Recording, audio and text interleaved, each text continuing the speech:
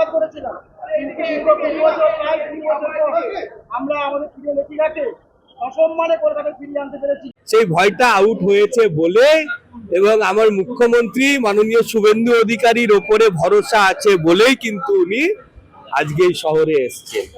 মাননীয় মুখ্যমন্ত্রী ওনার সিকিউরিটির থেকে শুরু করে সমস্ত ব্যবস্থা করে দিয়েছেন এবং ওনাকে নির্ভয় দিয়েছেন যে আপনি ভারতবর্ষে বৈধভাবে বসবাসকারী একজন বাংলাদেশি নাগরিক, আর আপনি ভারতে যেখানে খুশি যাবেন, যেখানে খুশি কথা বলবেন, আপনার মন খুলে কথা বলবেন।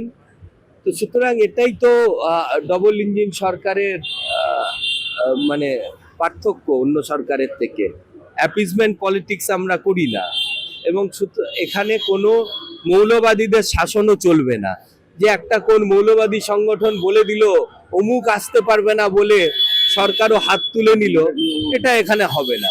এখানে আইনের শাসন পশ্চিমবঙ্গে চলে এবং আইনের মধ্যে থেকে যারা যারা এখানে আসবেন এবং তাদের বাকস্বাধীনতা রয়েছে, তাদের কথা বলার অধিকার রয়েছে, মানুষের সঙ্গে ইন্টারাকশন করার অধিকার রয়েছে, কোনো ফতেয়া এখানে চলবে না।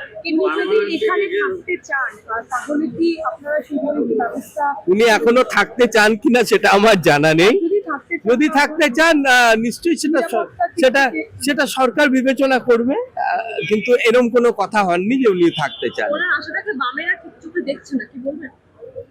দেখুন, বামেরা এখন কি করবেন, বামেদের